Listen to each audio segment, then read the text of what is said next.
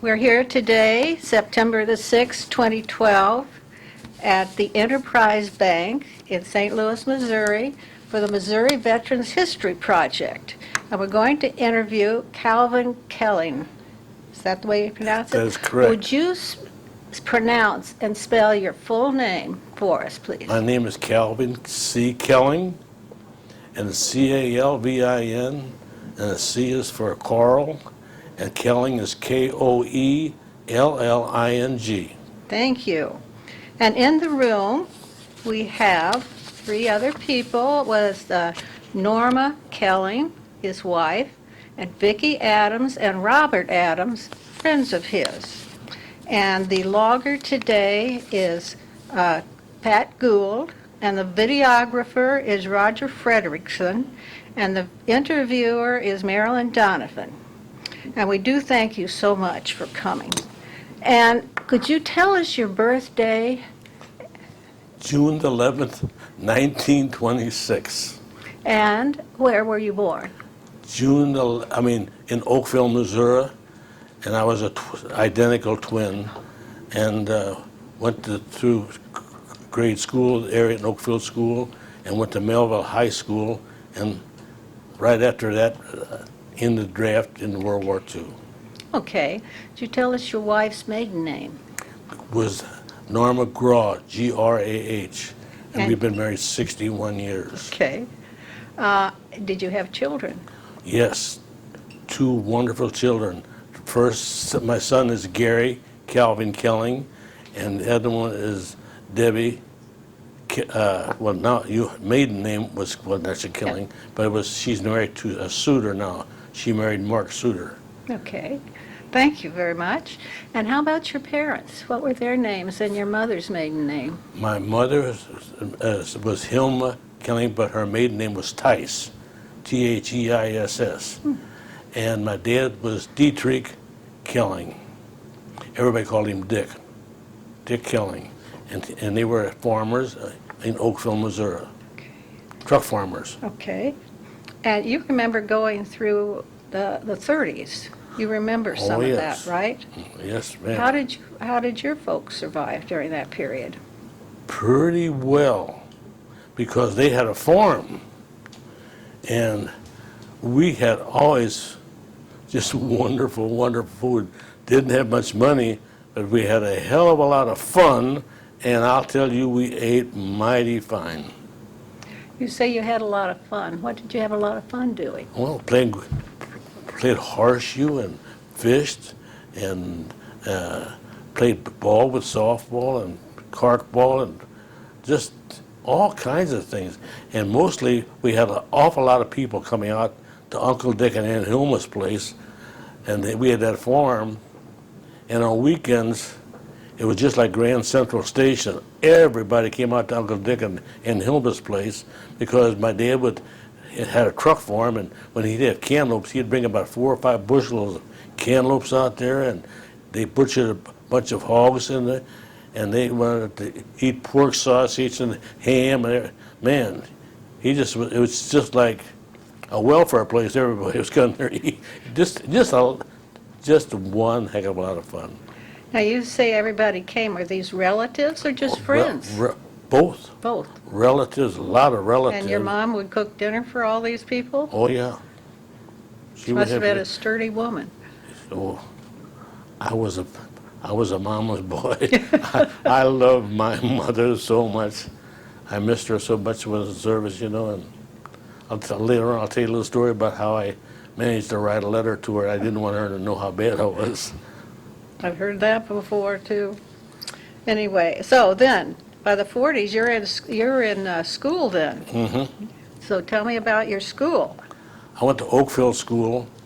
It was just a one building place, no inside bathrooms. Everything was outside.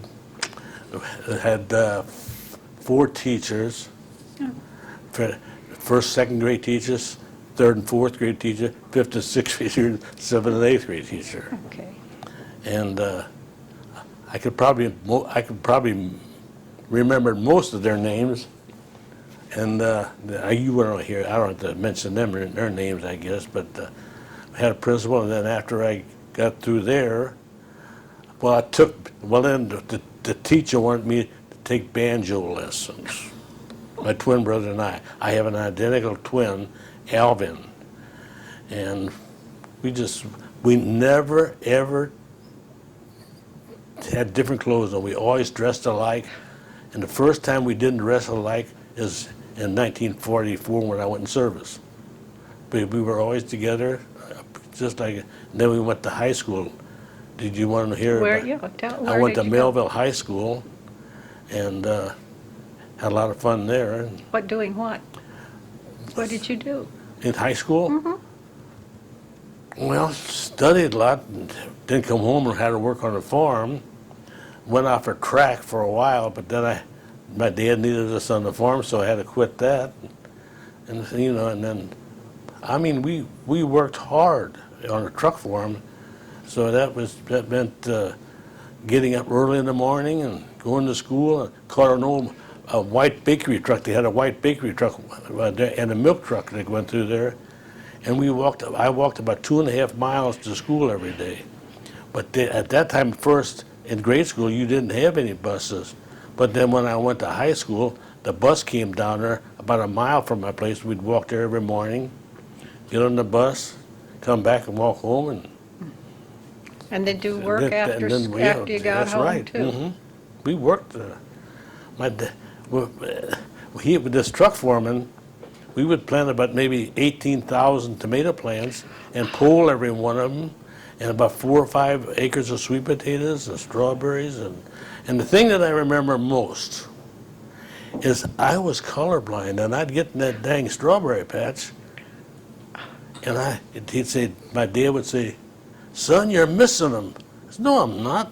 He'd go behind me, and he'd find the big red strawberry still in there. Well, hell, I didn't see them. So I'm sure glad that I got that settled, I'll tell you. And the biggest problem I had when I was in high school, I'll tell you a little prank that my twin brother and I pulled pretty many pranks. I'll have to be honest about it. But my dad always smoked a corncob pipe.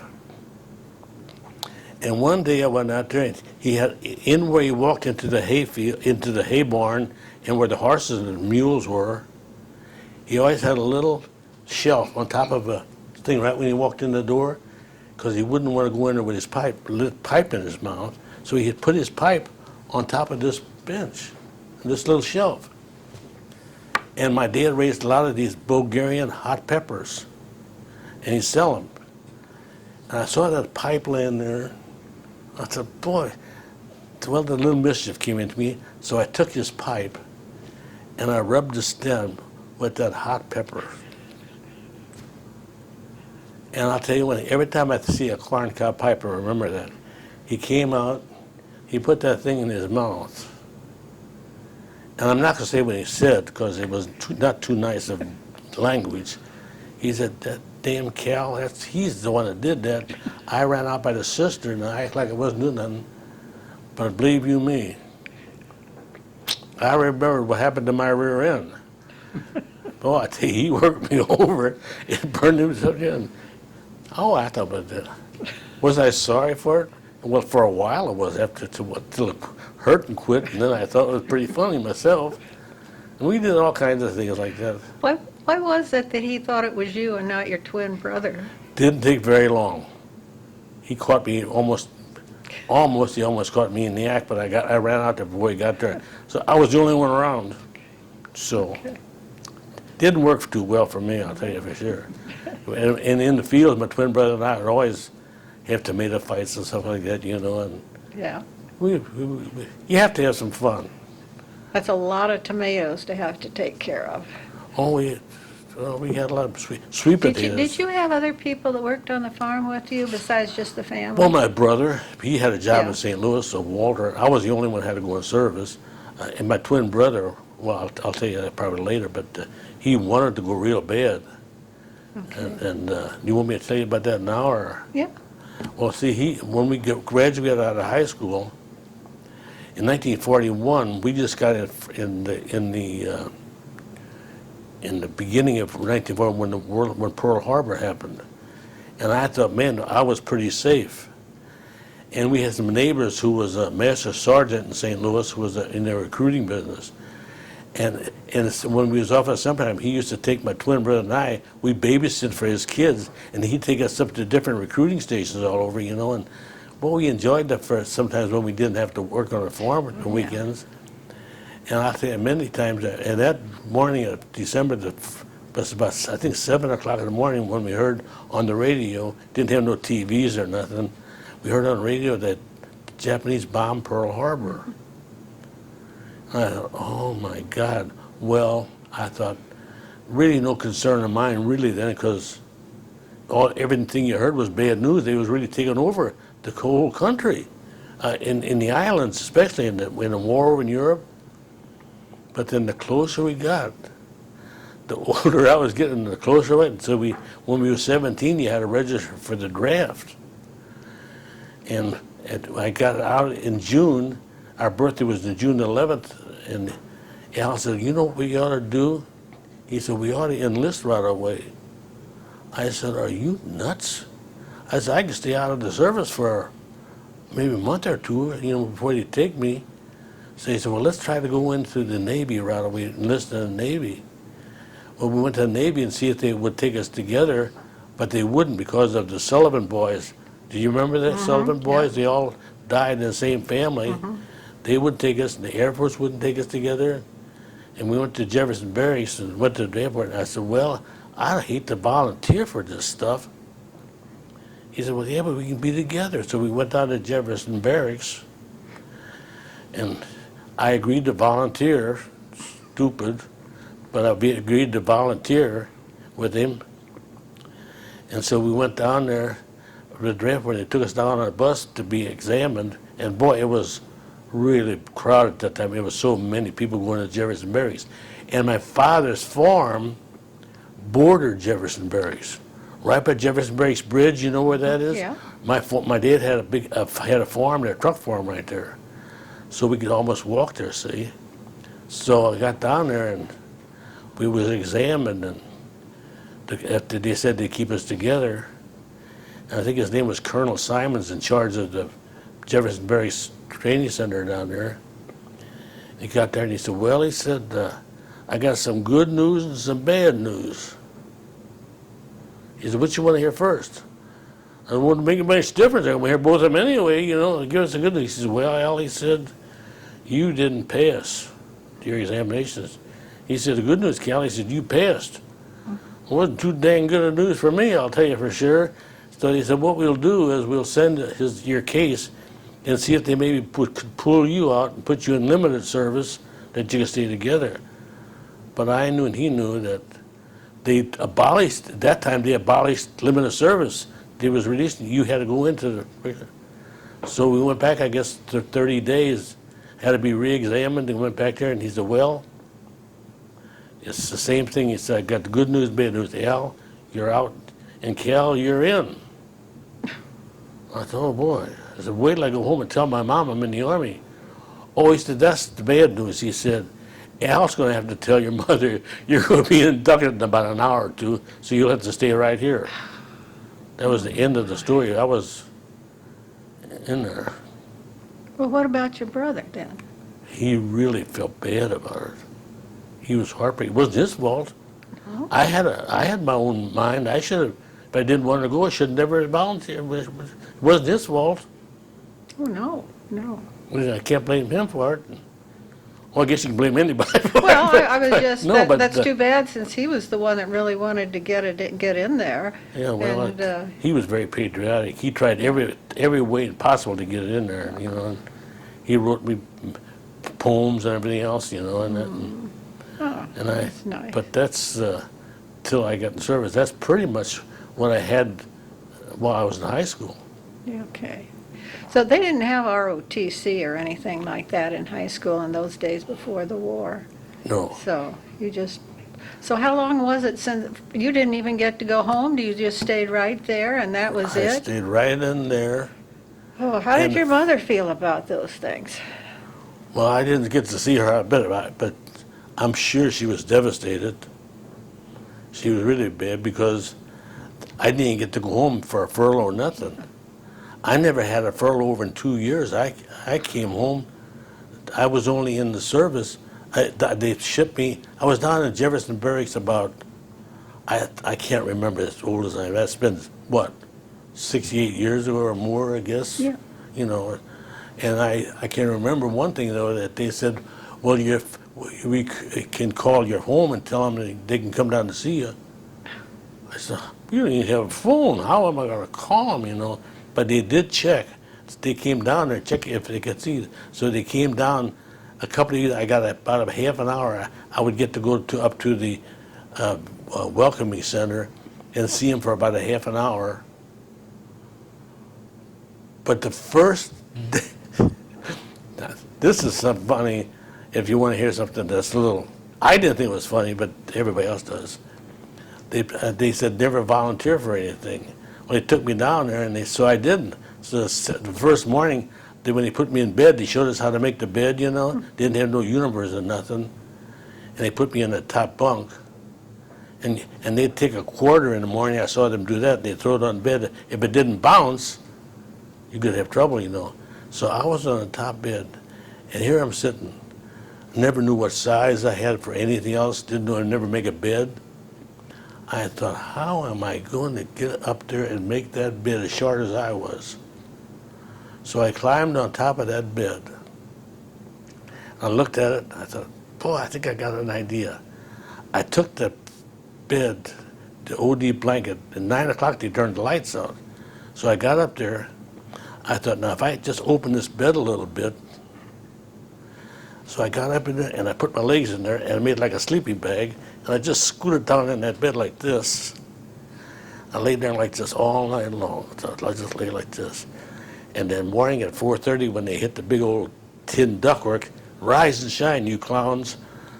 So I just wiggled myself out of that thing, you know, tightened it down a little bit, got up there and mopped the floor with the oil thing they had there and went down to they called it the latrine. I didn't know that either. They called bathrooms latrines.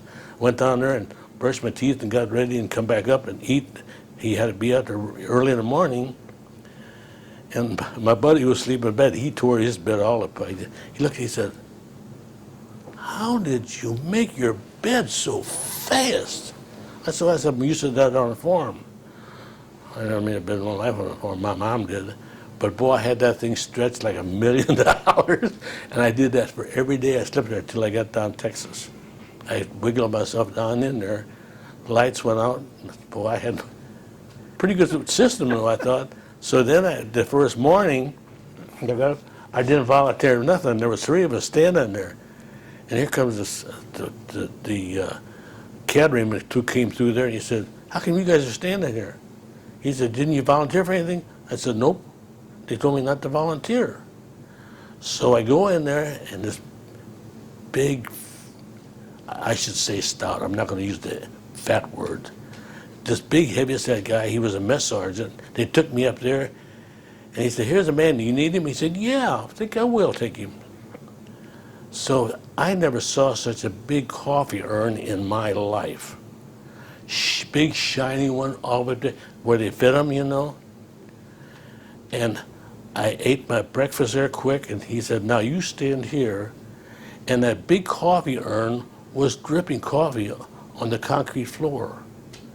And being informed, I said, well, you can fix that. I said, all you got to do is tighten that spring on top of there. It'll hold that big valve shut. He said, no. He gave me a mop bigger than I was. And he had me stand there, and every time that drip would hit the concrete, I had to take that big heavy mop like this. I thought, that's a waste of time. So I saw an old tin cup over there, where they drank coffee over there. I took that tin cup off of that counter over there. I thought, I'll just put that underneath that drip. And I pulled a folding chair down, I put it underneath that thing. But the trouble was, every time that big drip hit, it would sound like a bell. Bing, bing. I go, oh, I can't let that happen. So I go and get some old paper towels they had. I put it in the bottom of that cup. So I thought, boy, this ain't too bad of a deal I got here. Well, about an hour or so later, here comes that mess sergeant, heavy-set fellow. He said, what are you doing, soldier? I said, well, I'm conserving energy. I said, it's wasted manpower. I said, if you let me fix that thing, we wouldn't have to even do that. He took that cup, dumped it all out over the floor. That really upset me. I said, that's stupid. I shouldn't have said that. I didn't use a very good thing. And anyway, I had to stay an extra 3 hours over my regular hours. I was all day mopping that drip.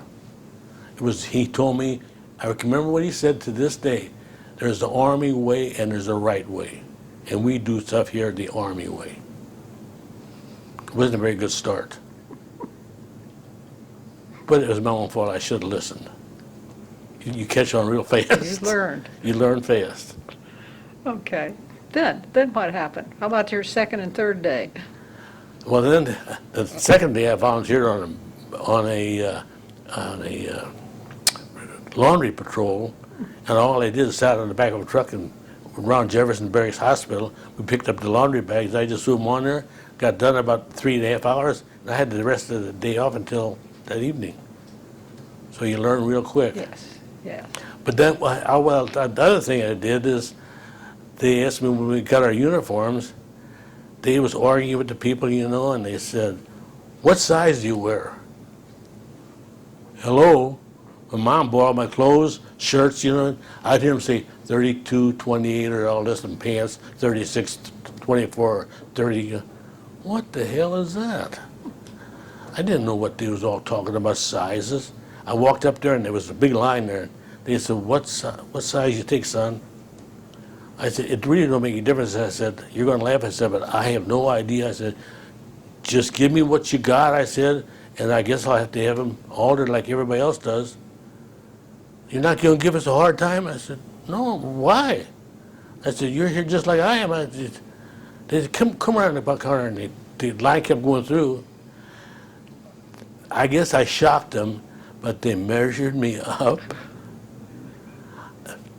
They fit me like a T. They gave me a blouse that was a little darker than my pants, and I went back in the thing and took my civilian clothes off and put them on, and they went, I won't say the word, but oh, you look like an officer. And he said, how'd you get it fit so good? I said, I don't know, that's what they gave me. Oh man, I was shocked they didn't have to have them altered or nothing. And they took care of me then. And they said, boy, you're one in a million comes through here. Don't give us a lot of stuff. So it made me feel pretty good, and I didn't have to take all my stuff through there. So that was pretty good experience. Yeah, right. Okay, then what? What else did you do Well, down there at Jefferson Barracks? How long were you there? Only about 3 or 4 days. Okay. Then they said, well, we're going to go and put you on a train. They didn't tell us where we was going or nothing else. And I didn't want the infantry. I wanted anything else. But you know what I got? I got the combat infantry and went down to Fort Hood, Texas. I think they call it Camp Hood, Texas now. Down there, it's Koelling, Texas. And there, they said we had to be there 16 weeks of training. 12 hours to get up at 4:30 and work, and sometimes night problems. But then the community said, look, we got to give them 16 weeks of training. And he said, we cannot leave them go here without that training that they got to get. And the hardest training was the bayonet training and the rifles, and calisthenics, the night problems, That's when you got to go at nighttime also. And I thought to myself, boys, this is not going to be it. And they said, but before we do anything else, we got to send you down for the haircuts. I had wavy hair, curly on top. I'm telling you, when they saw that, they had a field day. I mean, I had the longest, flattest skinhead you ever saw in your life. I was bald. Man, I tell you, they shaved me all, and then they put me in the infantry, and they got a communique out that they was only going to give us 12 weeks of training. 16 weeks was out. They needed people over in the war really bad because and we didn't know where we was going, but we had a pretty good idea. Tell us again, I've forgotten, what was the date of that? The date, October October of 43? 44. 44. October 44. Okay, all right. I started my training and Yeah, okay. got there. And they said, but we got to give you 16 weeks of training. Yeah, right. So they just increased the number of hours during the day, more than 12 hours. Yeah, So it got them all in, you know. And my hardest training, I was good with a rifle. I mean, I got a good score with my rifle training, but I think the hardest training was the bayonet training and the self-defense training, but it was all hard. And they made us take our rifles, and that's when I figured, wait, this is going to be rough. They made us blindfolded, take our rifles apart, even the trigger housing, and do it blindfolded. You had to put that together. They said, you're going to lift it. And the academy, I remember his name was Sergeant Hensley, and he said, let me tell you one thing they told us. He said, all you heard in basic, kill, kill, kill. I wasn't used to that, kill, kill. And if you point your rifle, and don't call it a gun, if you got a rifle and you point at somebody, you pull the trigger. And they taught us so much about self-control. I'll tell you later on, self-control. And believe you me, they meant self-control. Because I'll tell you, when they said, then they told us right there with the company commander, he said, I'm going to tell you right out in front, man, there's going to be a lot of you not coming back. I thought that was kind of, didn't give us too much encouragement to go out and fight. He said, a lot of you people, he said, so you better take your training very, very seriously. He said, we were over there, and we can't tell you how bad it is because you got to be there and see it. And they were from they were from the South Pacific, and we was losing islands over there, you know. And he said, believe you me, he said, they're ruthless, and he just put it on the line. And believe you me, I took heart to that, so I self-control.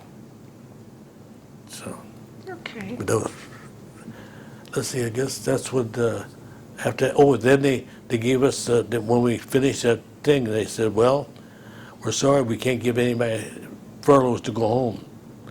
But you people start going to Europe, they start calling names out. And I thought, boy, I go to Europe, it's cooler there, but it's not that hot, and don't have to fight those Japs. And they got up to KE. They stopped. Oh. They said, now from this thing, go on this thing, and you're going to go to Fort Worth, California, in the South Pacific. They started, I think I was about maybe 50th in a row to go in the South Pacific. That was me. And they said, you got 7 days to get to Fort Worth, California. We provide transportation on the rail, but if you think you can go to your home and get what they called a delaying route. I thought, boy, if I take that to Kansas City and take a train into St. Louis, I could maybe spend 3 days at home and still get out to Fort Worth, California, because there was quite a few people from St. Louis. So I said, that's what I'll do. Well, when I got home, when I got on the train, I developed, what do you call that, throat? Strep throat or Strep something? throat. And I had a high fever when I got home. And I had to go down to Jeffersonburg Hospital for overnight. And they gave me some medicine. They said, well, you get home. So I got to stay at home one night. And they took me down to Union Station to get on a train to go to Texas. And you were still sick. Yeah, I had to take that medicine. Yeah. But they didn't, I think, and I can't believe it, I think they thought if you tell you got a fever or something, they thought you was trying to maybe get a little extra time, so that didn't work. But that's not why I did it. Oh, what a shame. Oh, But hey, you did get to see your just- folks. I got to see him for about that one day. That meant a lot. Yeah. Yeah, so you made it back in time. Oh, yeah, yeah. And where did you go then? I went down to Fort Worth, California, took some training, and they said that we could get any time. That was only for about, that's been so many years ago, but it wasn't very long ago at Fort Worth. Beautiful place, but they had swimming there. They said if you swim, and you can swim the length of the pool, then you could go out for an evening for a pass. I never swam in my life. I was like a rock. And at evening it gets cold out there, right there. And then I got in the pool. I couldn't swim. I wasn't going to jump off in that pool and try to heck, I probably wouldn't have made it to the end. I wouldn't have made it halfway through it, to even dog paddling. So I got in there, and when I jumped in that pool, I felt the heated water coming on my back. I thought, boy, this feels good in here.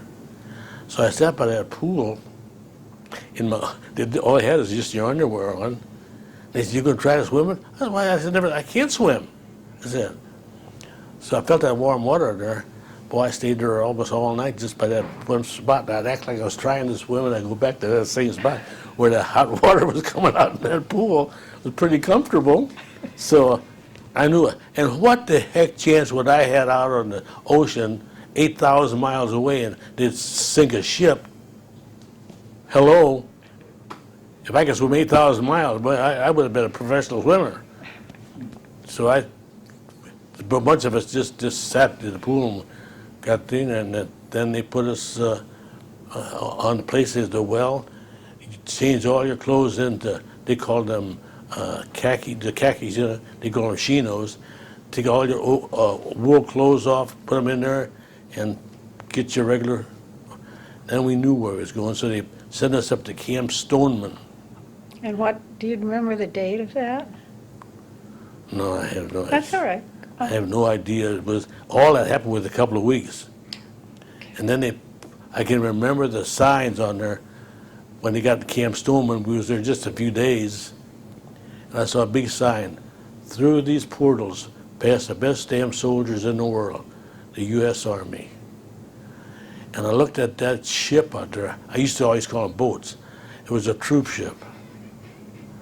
I looked at baby. We got on there in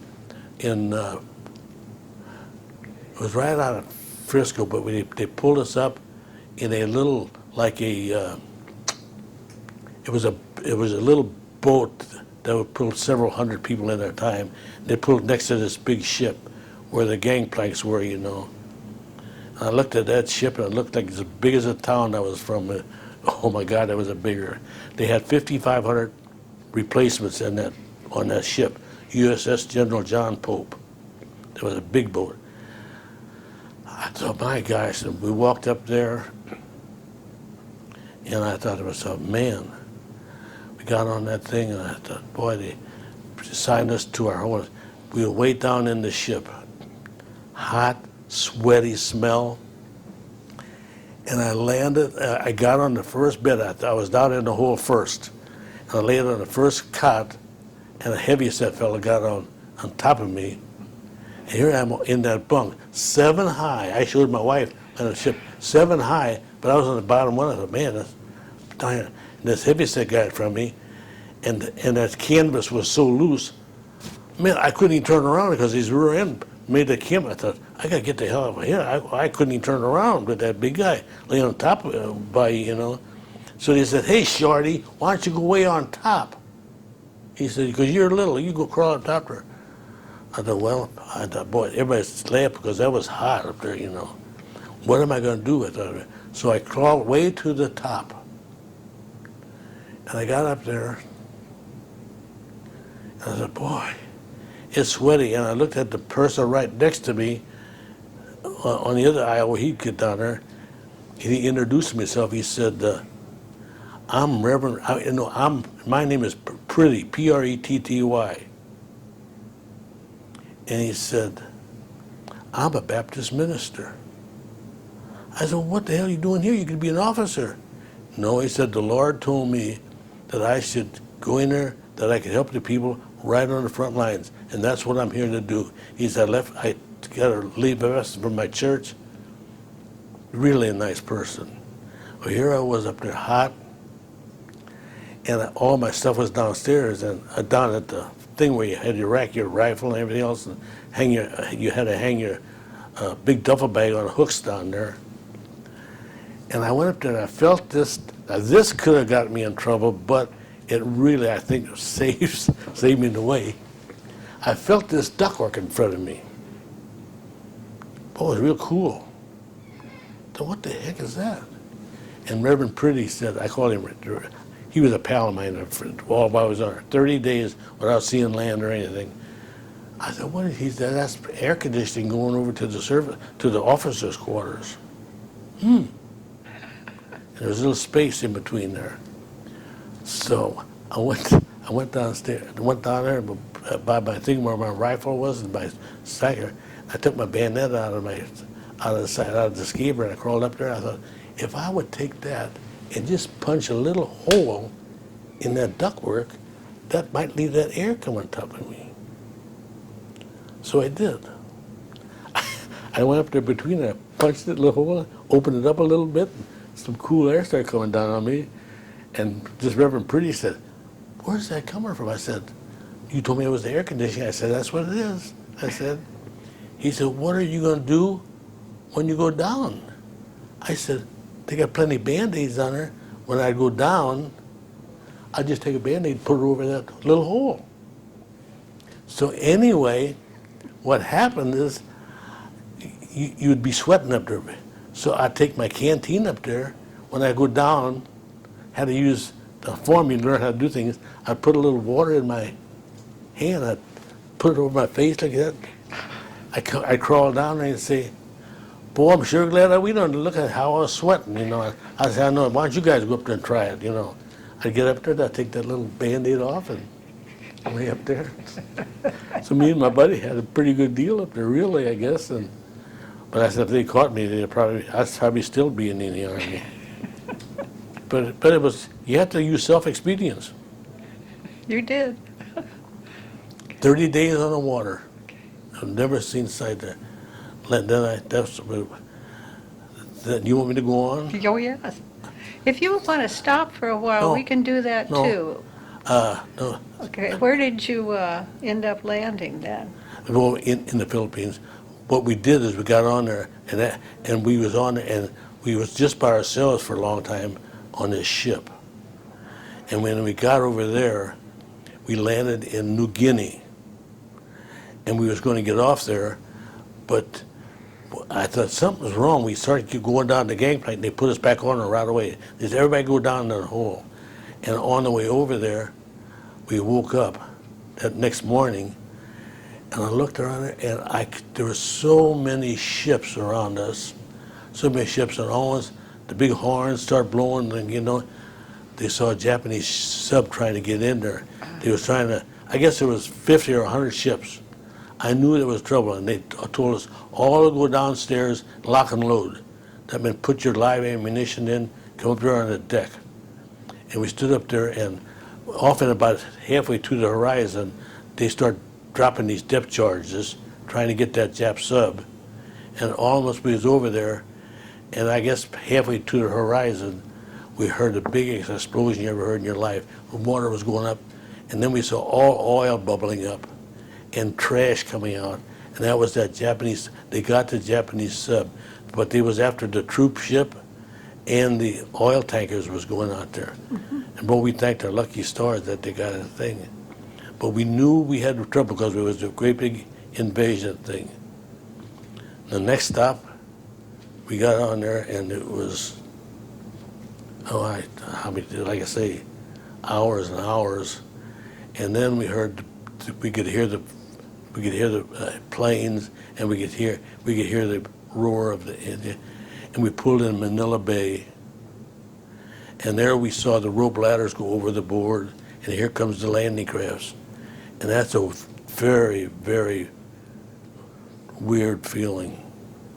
To crawl, when you get on that ladder, crawling down, it's just up there. We didn't know where our duffel bags were, but crawling down in that thing, I was so scared. And I thought, I wish that big chain wouldn't let that big thing fall down where you run out there, but you just go with the crowd. And believe you, we hit the beach, and I mean, it was awful. But we hit the beach, landed on the beach here, and crawled up there, but there was the first thing I did when we got in this town, they gave us temporary crews, temporary people, because we was going to be a replacement. And we went in there and we broke into a building I broke into, and there when we broke into that one building, there was some of the Kragador and the Baton Death Marchers, 30, but it was like a washstands, and they were all hanging there, just skin and bones. They was trying to get water out, but they cut all the water off there, and they starved them to death. And I got so angry that there you just wanted to really fight the hell out of them. And then they were all dead. And then they said, hey, the convoy's here. Get on the convoys quick so you go to your regular outfits. And that's when we joined our regular outfits. We had 12 people in our squad. Only 3 of us came back. The rest of us all killed. That wasn't a very good percentage. 12 of us killed. And then when I got there, I was a second scout. You got a first scout, second scout. Well, you people know that. But Tell us. Huh? Tell us. Somebody else might not know it. Oh, I hate to do this. Well, don't tell us if you don't want to, but just remember, we just want to hear what it was all about. Well, you're like my daughter. Anyway, they took us out there and they gave us 3 days to get used to our outfit. We went in there and they had the corporal who was the assistant squad leader, and he said, how many men you need? And he said, 9. He said, we can't give you 9. He said, later on if we got somebody, he said, you're going to have a squad of 9 people. And then they put up there and they put us up there and we got our squad. We introduced to each other, you know. You never really got to know anybody really, really personal because you had to stay about 6 feet away from them because if they would kill somebody away. But the Japanese, the big trouble is that they would have snipers. They tie themselves up in the trees, they told us, you know. They'd pick you off one at a time. And if you'd shoot up there, you wouldn't get them. You might see their rifle fall, then you know that you got them some way, you know. But later on, they tied the rifle with the snipers up there. You never know them. So finally, they gave each company they gave them a flamethrower, and a flamethrower that did the trick. But it was from there on, everything was downhill, really bad. Okay. All right, what next? Then when they went in there and they put us up on the front line, and. Do you know where you were by then? Yeah, I was up in a little town. They brought us up there. We walked quite a ways, but then they put us on a truck. We followed a tank into where we was going to dig a big perimeter, and that was right before you went up to Baguio. It was a resort town, and it was a little called, I think it was Santa Fe, in Luzon, Philippines. We landed in Manila, and we went there and we dug in that night, and they made everybody set their watches, and they said that big hill up there, he said, a couple of days ago it was full of Japs. They said, set your watches, at 5 o'clock in the morning you're going to hear shells going over and strafing and bombing at that hill. And they said, and when we say up and at them, everybody run out there and we're going to charge that hill up there. And luckily that night, I guess a lot of the Japs went through there, but it was so hot, and we fed up there and we only had little resistance. But I can remember when I got on top of that hill, I looked down on my pants and steam was coming out. It was so hot, I saw the steam, and your helmet was heavy, you know. That thing there. Then we took that hill and coming over there, they had rice paddies. I think I'm telling you too much. No, you're not. That's very interesting, just what we want. Just absolutely, that's what we want to hear. I'm just going to forget, I'm getting a lot of stuff, but anyway, from there on we just did hand-to-hand fighting, going in these little villages, they called them barrios, and the Japs, what they did to those poor Filipinos, you find out where they would take bamboo shoots and drive them underneath their fingernails and light them, and trying to make them talk where the Americans were, cut out their tongues or dig out an eye, just trying to make them talk. I even seen this where they took their bayonets and cut the pregnant women open, let the baby fall out, and get the little babies and throw them up there and laughing and catch them on a bayonet. You had to be insane.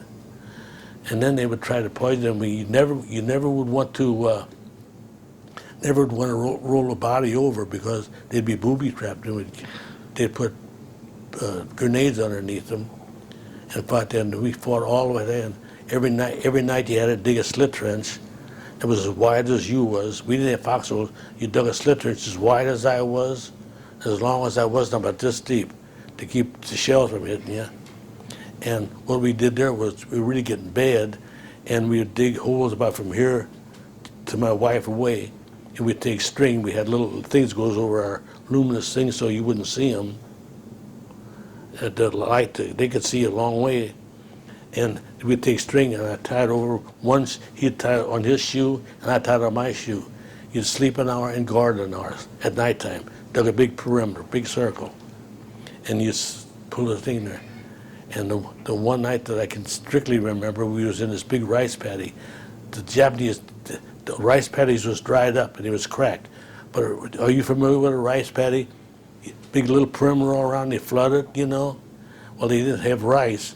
But what they did is these weeds was growing up on the little berms, and we was in there. We dug in there that night, and I can remember this so vividly that at about 11:30, he pulled the string on my foot, and I guarded up there. But way off in the distance, I can't say here how far it was, probably on the other side of Craig Avenue. I saw a great big, there was a hill up there on the mountain where the big hills were.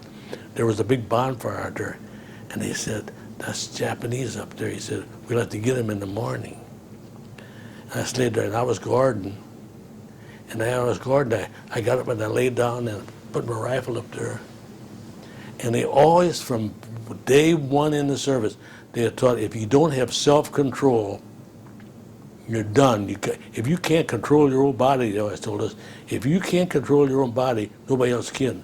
The decisions you make, you have to have self-control. And I'll tell you how it saved my life. This is one of the instances.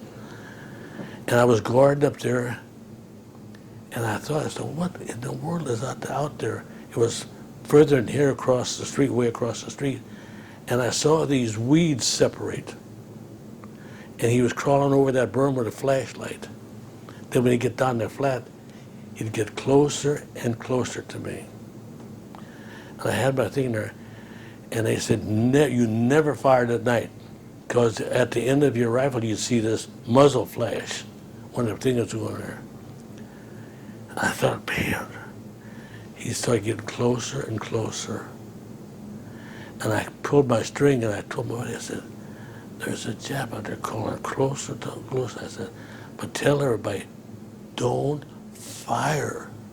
Because if you fire, you didn't see that, they would dump artillery in there, mortar shells.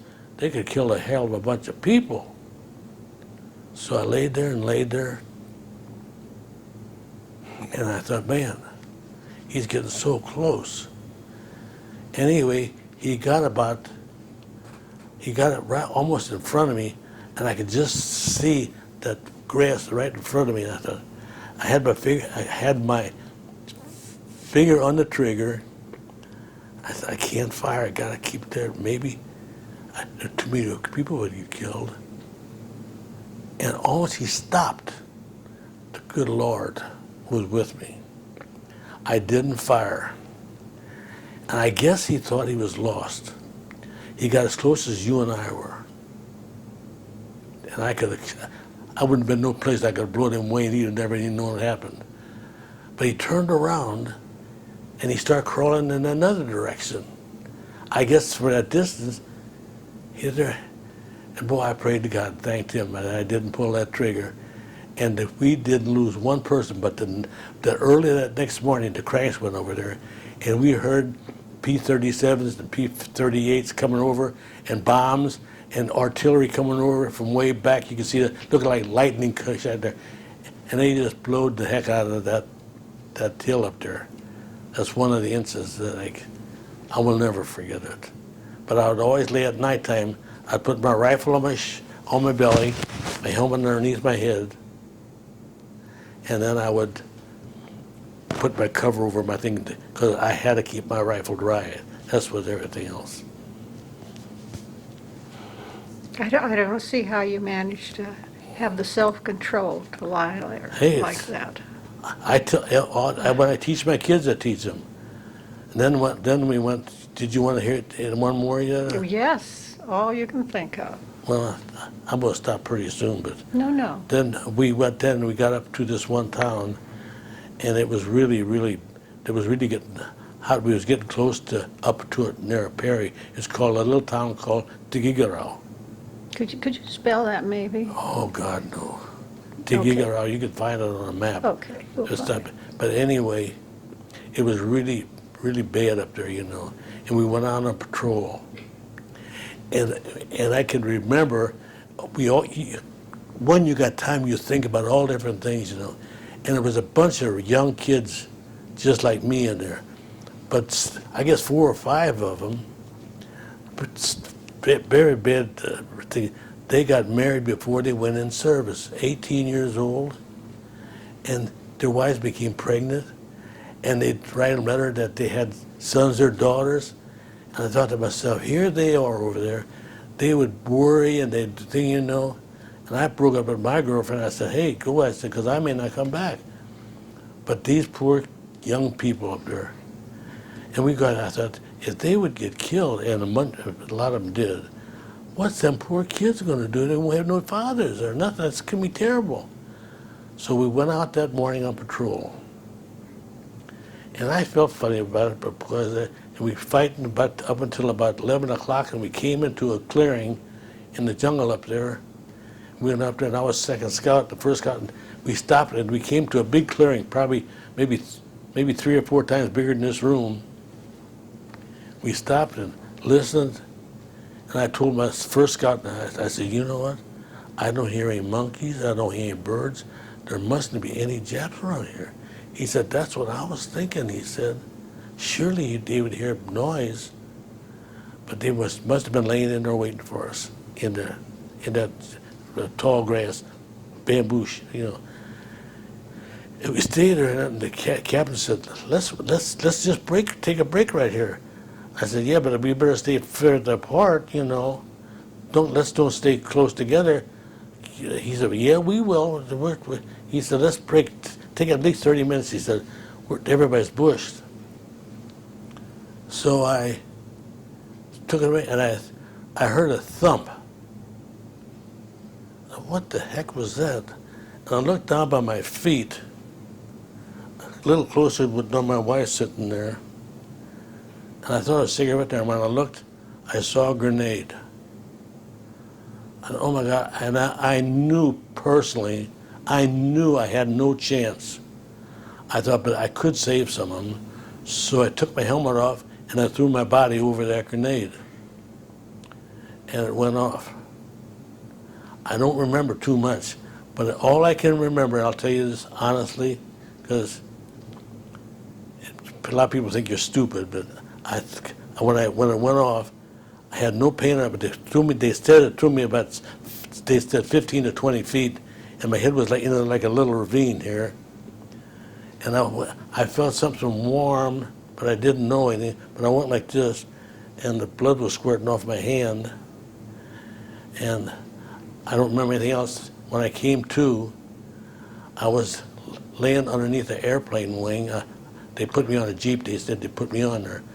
But one of the medics, when I came to just for, I guess, seconds, I was underneath this airplane wing, and I saw them take it off. They took a shear and they cut all my clothes off, my boots and everything, didn't move me. And I was laying, and they held up my fatigues, and I just saw nothing but red blood all over it. And I felt this stuff in there. And one of the medics, with the help of God, they shoved a darn hose. I don't know where they got this hose, about as big as a garden hose. They shoved that down my neck. And they said it made an awful noise. I was breathing through that. But found out later on that I got, one piece went through here, where the scar is, went through here, up through my tongue, up in my roof of my mouth. Then right here where my temple is, I had 8 pieces that went through here into my brain, up in here, eight or 9 pieces that are still there. And then in back of my spine, right at the bottom of my neck, I had 7 or 8 pieces. And in my side, it just caught the side on my one side. And I don't remember anything else. When I came to, I saw a light, big light swinging. And first, when I came to, I was in this plane. I heard a noise. I came to just for a second, and I can remember seeing an eagle embroidered on this guy's shoulder. And he came over to me, and the nurses all on one side. I was hanging in this airplane, and I heard him say, "This lad's not going to last very long at all anymore. He's almost completely out of blood, and we're giving him plasma as fast as we can." He said, "We're going to have to land at the first field hospital." When I woke up, I saw this big light, and he was talking about the Ku Klux Klan. There was these light gray all around both sides of my table, and they couldn't put me out, but they was giving me something like a Novocaine. They was shooting me all over my body, and they was operating on. But in the plane, when they told me, I heard this lad's not going to make it. And honest, I'm telling you the honest God truth. All I can remember, I couldn't talk or nothing, but I said, "Jesus, please, don't let me die way out here. If you would just leave me lay in my mother's arms one more time, then you can have me." That's all I remember, but I did say that prayer. And I got back, and I was there when my mother died, almost 105 years old. They called me from the nursing home. And they said, "Can we release her body?" I said, "No, not yet." He said, "The director's here." I said, "I don't care." And I took Norman, and we ran over there in about 20 minutes to Bethesda. And they took me up to her room, and she had a smile on her face and her head, and I pulled the cover back, and I took her in my arms. I kissed her for the last time. So God, He didn't forget. The Lord didn't forget. But they treated me good. In the hospital over in the Philippines, they couldn't have been any better, and I survived.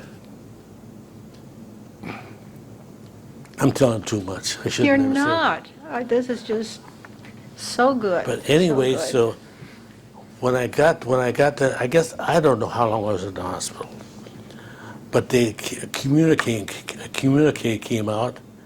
They said that they needed every available man, and the doctor came there, and he said, "Mr. Koelling," he said, Sergeant Koelling, he said, "You know what?" he said, "They want every available man," he said. "I'm going to give you your choice.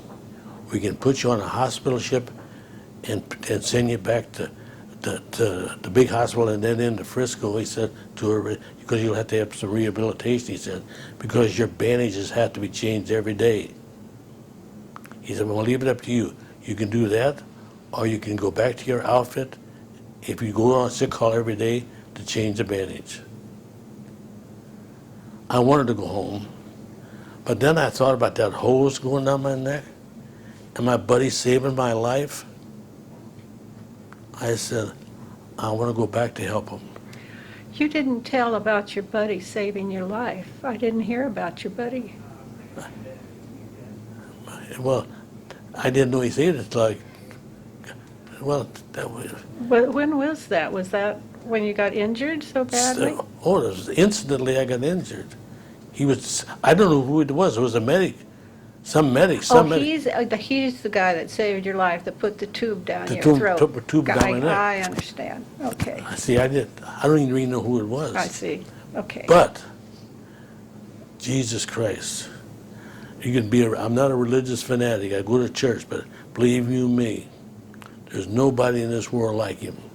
He saved my life. Because in all practical purposes, I should have been dead. Yeah. Wonderful. Wonderful. But then when I went back, they put me on a damn rice truck, civilian rice truck. 4 of us.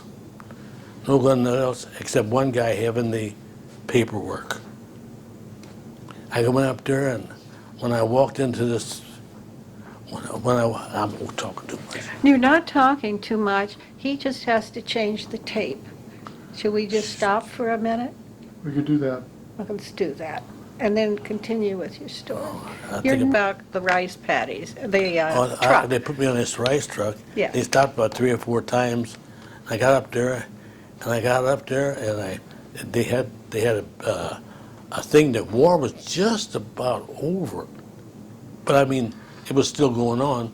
But I get off of this rice truck, and I walked up there where they was all camped on this beach, and they looked, and everybody who I knew, but there was a lot of replacements. They said, "Cal?" I said, "Yeah." I had a nickname, a colonel. I wasn't even an officer, because I could imitate the colonel in basic training. I would tell that story. But anyway, I got a nickname. And anyway, because I'd always holler, "Touch, hot you," and everybody standing with, and I'd walk in and say, "At ease, men." They said, "We're going to kill you, USB. Don't you?" I just had a lot of fun with it, and I had more friends. I didn't smoke or I didn't drink. Well, I drank some for a while, but I didn't smoke. And when I was in service, every month they'd give you a carton of cigarettes. Now, some people sold and made a lot of money on sold them because they got a good price for the cigarettes. But they asked me what was I to do with mine. I said, well, I'm sure in the heck I'm not going to sell them. I'm going to give them to the people in my squad. I gave them my cigarettes. They were good to me. Look what they did to me for it. Saved me and everything else. I came up there for that. But when I looked at it, they said, "You're dead." I said, "I'll be darned." I said, "I didn't realize that." They said, "You're dead." I said, "No, I'm not." They said, "Well, we can't believe this." They said, "Everybody thought that you did have no chance." I said, "The Lord didn't think so." I said, "Here I am." And I'll be darned. They came up there, and one boy said, "Boy, wait till you get them medals." I said, "I ain't worried about dang medals." He said, "Well, we had the lieutenant." He said, "Right after you got shot," he said, "Did you see what that young lad did? Throw himself on top of the grenade?" And luckily I found out then, he said, nobody got killed with that grenade. And they said, "You saved a hell of a bunch of people." He said, "The officer said, the first lieutenant said, we're putting him in for the Silver Star and the CM, the Congressional Medal." I said, BS, they want to know why I didn't. Well, they had a parade. They gave me the Purple Heart. And the general said, "I think there's something else going to be in store for you." I said, "Yeah, let me go home." "Oh, I can't do that," he said, "but my door is always open for you." But anyway, I don't know whatever happened, but they said that later on he got killed. I don't know whatever happened in the letter, I guess. But I understand that it was so much confusion and things happened. And even my twin brother said, "You ought to find out where that letter is or to get them medals." I said, "I'm not interested in them medals. My important thing is my wife and my grandchildren. That's the medals, is that I'm living. The Lord knows what I did. That's good enough. I don't have to have no Congressional Medal of Honor, stand like a monkey up there in front of all those people who don't give a damn about what you got anyway. I don't have to have that. I could be happy just as willing without the medal hanging in that he's the Congressional Medal of Honor. So what? I only did what I was trained to do for my country, which is the greatest country in the world. And there's some things worth dying for. And freedom is one of the things that's worth dying for. If they had seen how those people was over there where we was fighting, them Filipinos, many of us would think it's worth fighting for. Did you ever get your medals? No, You can write for your medals. I don't want them. Your children might, your wife might, your children, your grandchildren Well, might. to get a congressional medal, you have to have some kind of a senator or officer that witness it before you get that all, And Well, I think you should do that. You should look into it. I ain't worried about Okay. it. Well, anything else? That I is think wonderful. I think I told too much. You haven't. Can you think of any other stories?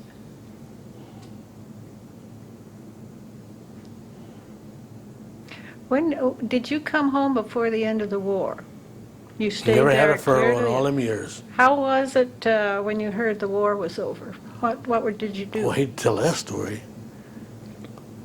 Well, when the war was over, they came and they told us that they dropped the first bomb, you know, and I said, okay.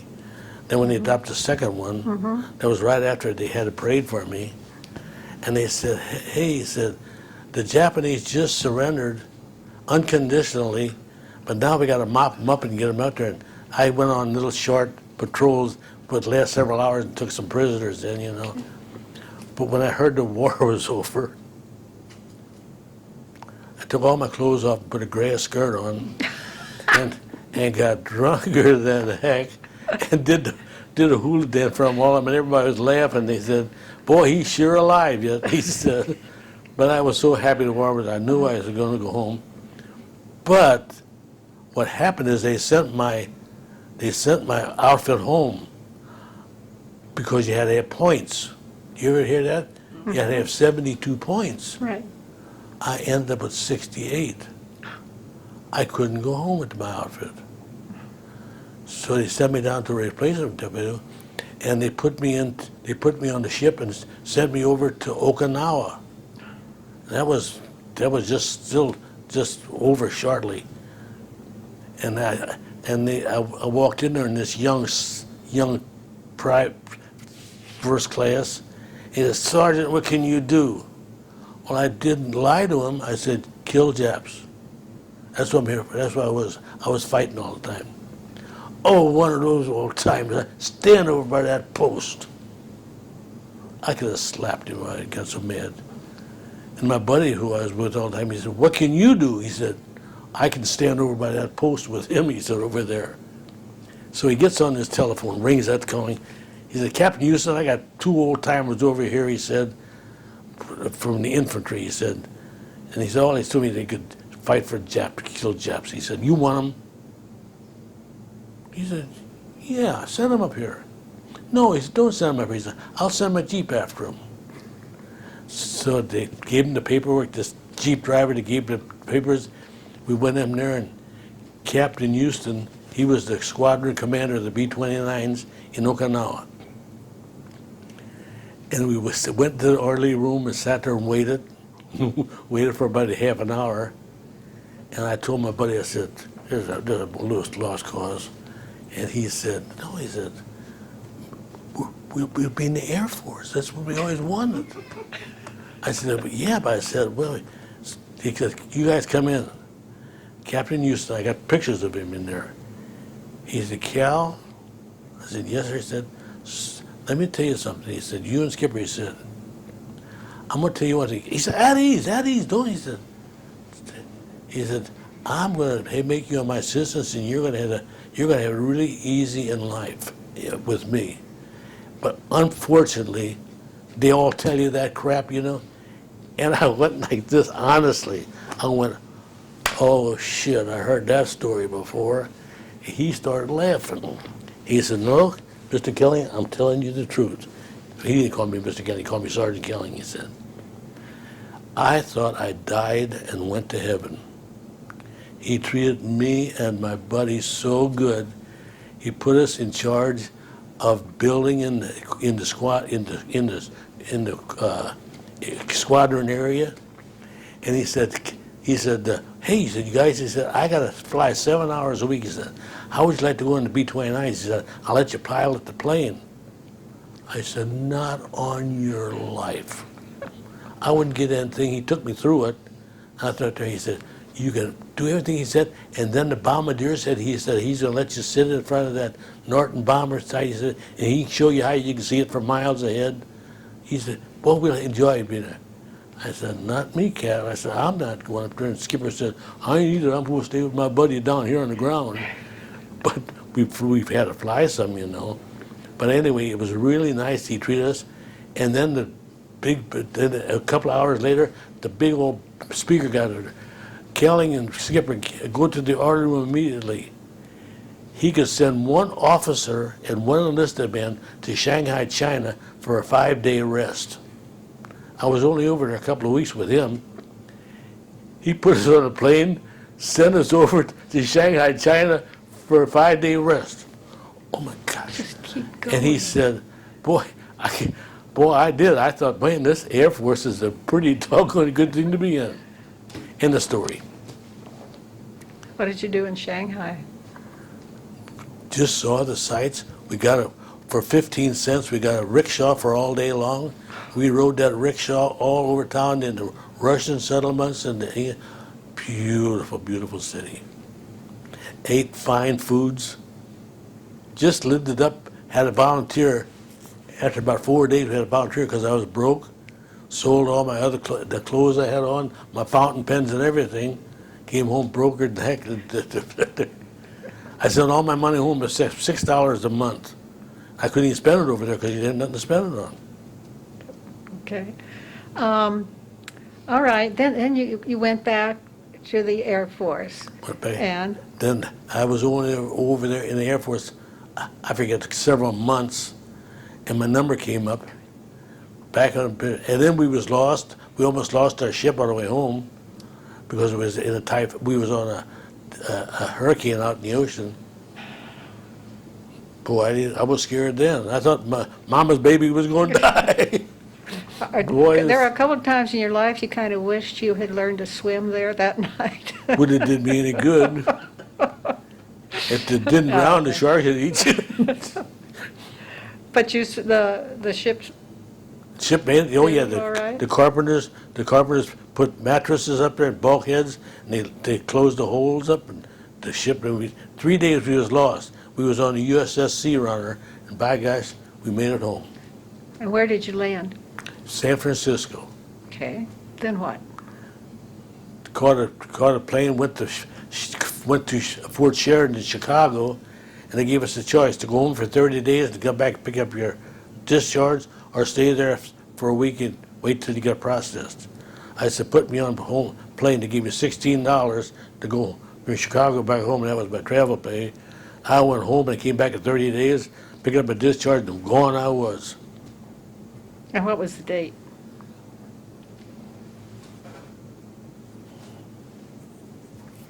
Boy, sometime in November. Was it November?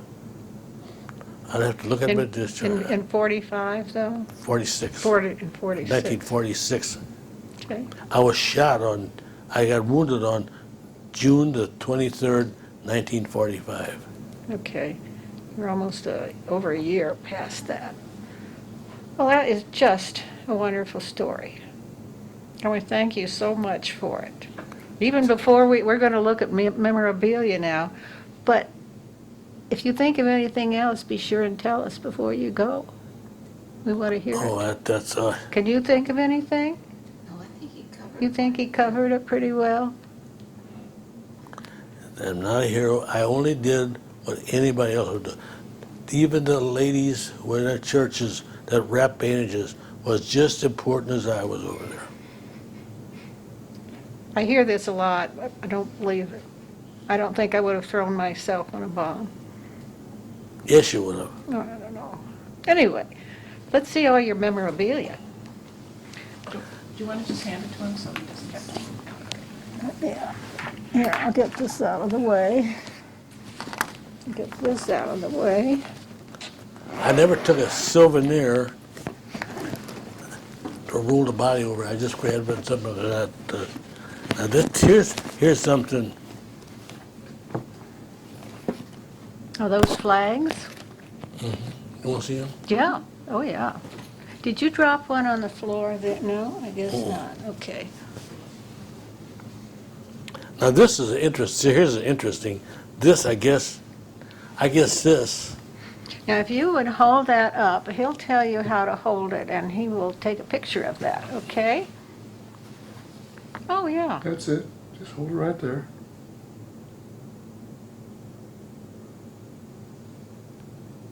Tell us about that. This. Yes. When I was in the Air Force over there, they brought a bunch of Japanese prisoners around there to help build Quonsets. and they all talked Japanese, you know. And I wasn't guarding them, but there was a captain from the Japanese there, would watch the thing, you know, and talking about there. And he came up to me right before I came home. He said, "Sergeant Koelling," he said, he said he got his training, went to college over here in America, and he could speak very good. He said, "I didn't want to be in this war any more than you did," he said. But he said, "You were so kind to the people here," he said. "I don't know why," he said. "But I drew you this little thing," he said, "so you could remember me," he said. "I really enjoyed there." And how come he said that? When I first got there, they was putting up these Quonset huts, and they had 5 or 6 Japs there who was old veterans from the war.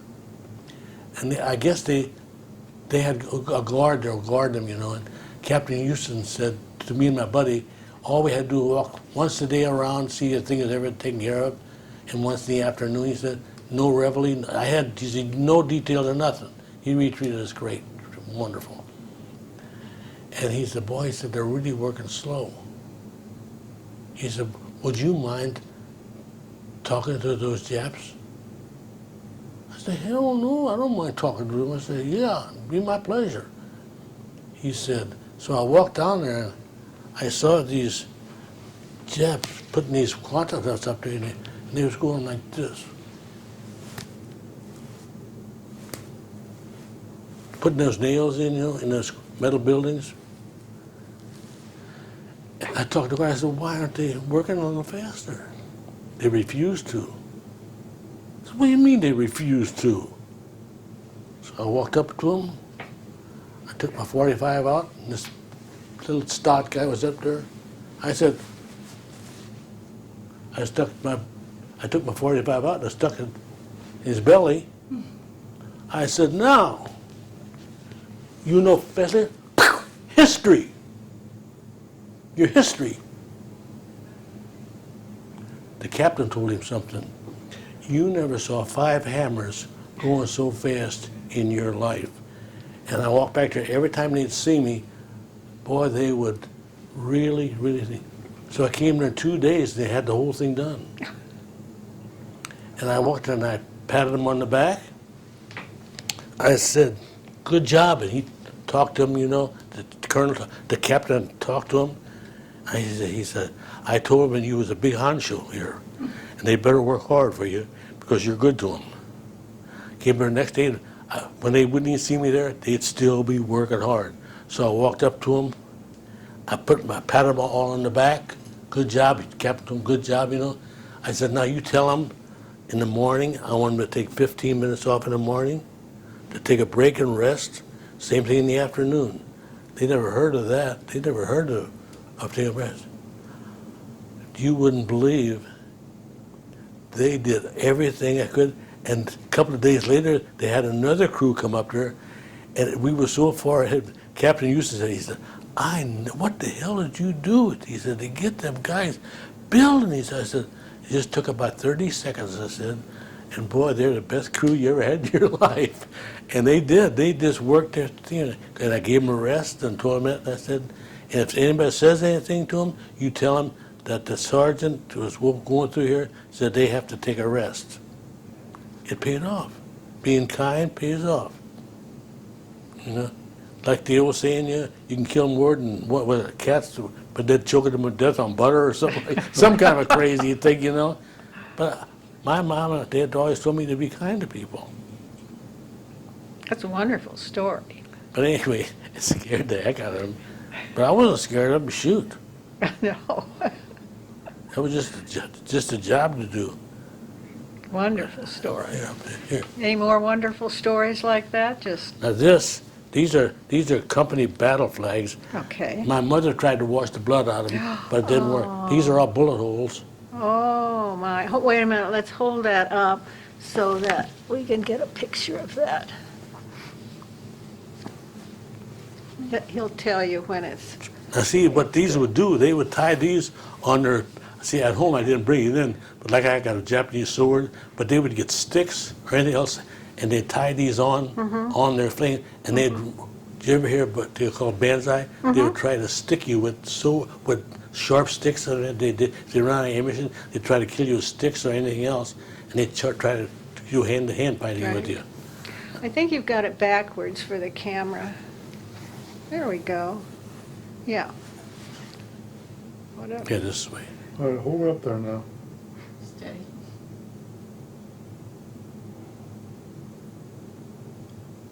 Okay, got it. Next thing. Here's another one. I'm glad I got two of these because I got two kids, Oh, and each one can have one after I'm gone. right. There you go. You want a picture of this one too? Yes. Steady.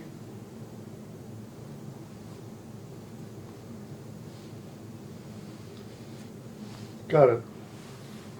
Now this is something rare, very, very rare. Very something. My daughter said she only saw one on a trip. Did she tell you that? She only saw one on a trip, and they didn't even know what it was. But the captain told me that when it was over and over, this is called a 1,000-stitch belt.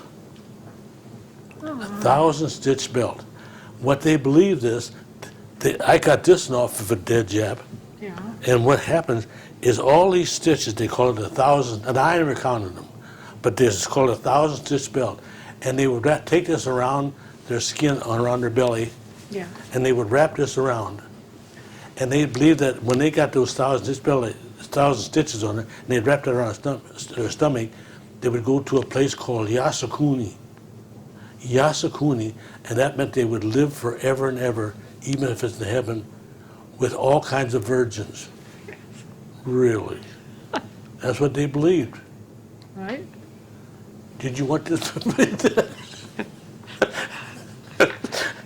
Did we get a picture of that? But anyway, Yeah. You got it? It's Okay. Here.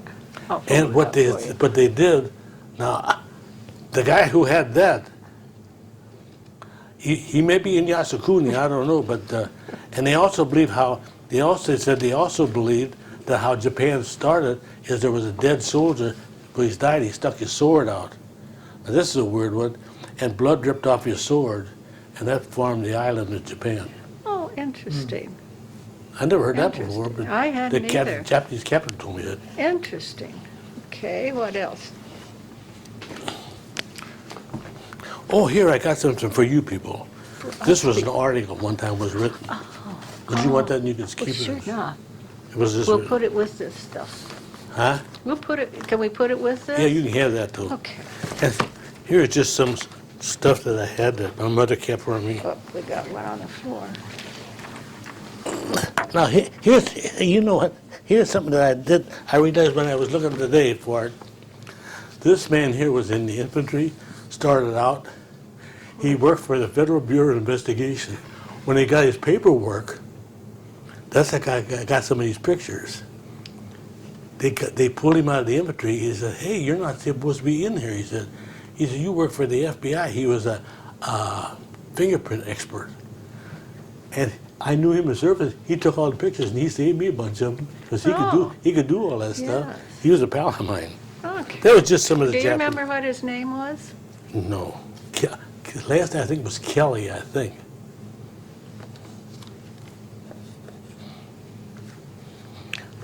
These are just pictures of some of the money they had. Would you like to take a picture of some of that? Sure, if you want to hold it up. Yeah. Just a sample. That's all this was. Just hold it for a minute. The Japanese money? Yeah, this money over here on my right-hand side is worthless. They paid their Japanese soldiers in worthless money that they would go in their stores and it wasn't worth a dime. Hmm. And the other money is? Chinese money, that's good. Uh-huh. Okay. Don't forget there's something down.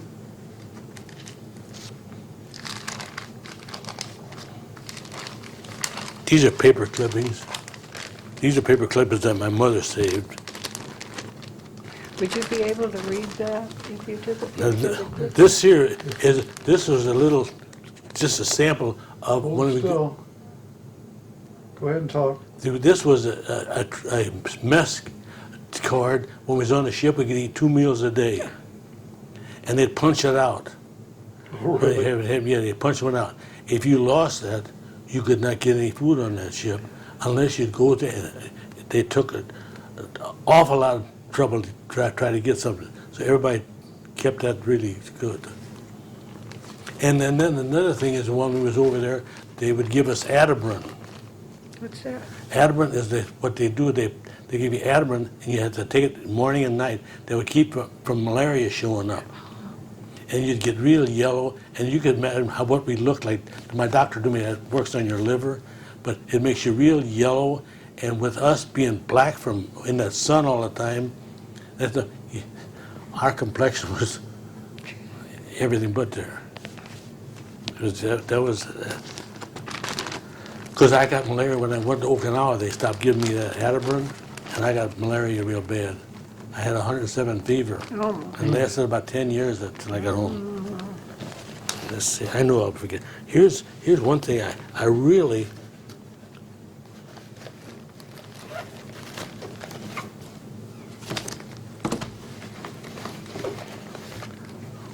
there's no billfold ahead.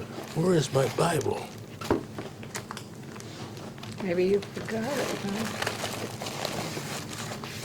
I know I got it. Honey.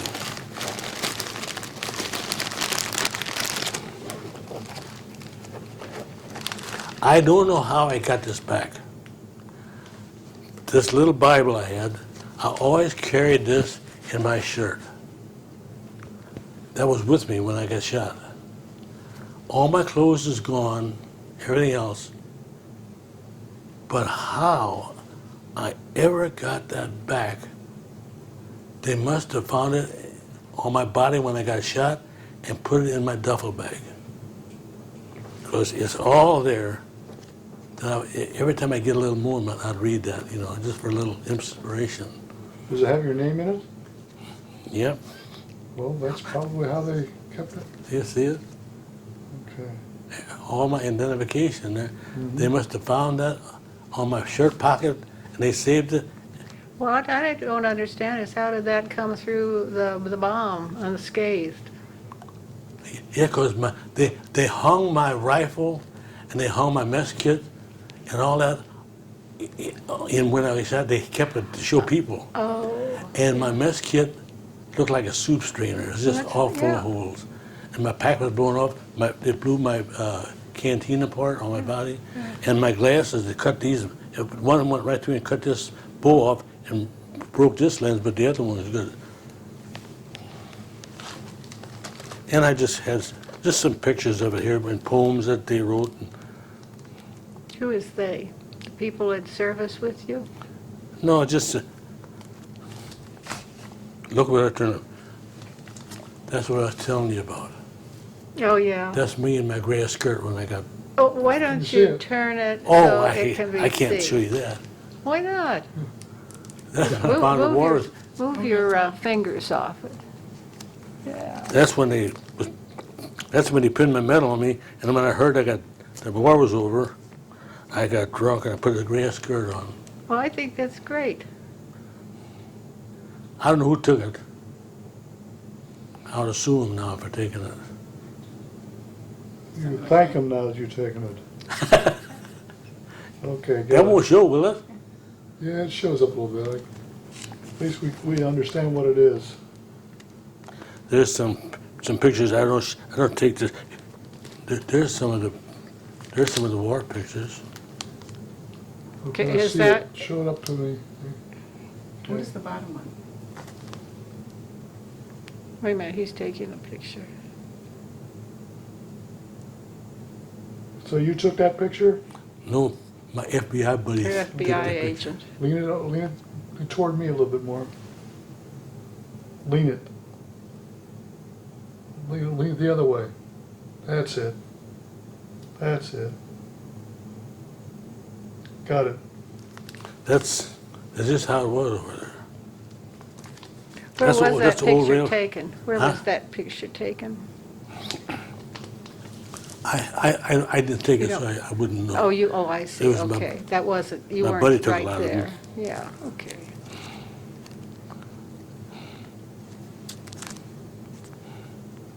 I thought I had a Japanese plane. It was when American bombers was blown apart. Okay, you want to, Look at Turn that. it That's up so American. we- That was American. What B is I, that one? I think that's a B-20. I think that's a B-24. I believe. Okay. Not being in the Air Force, I really don't know. and what about the bottom picture, do you know? Now, is that when it landed? Is that, Looks like it's in the It air. was. Yeah, it was blown apart. that's on the ground? Mm-hmm. Oh, it's okay. on the ground.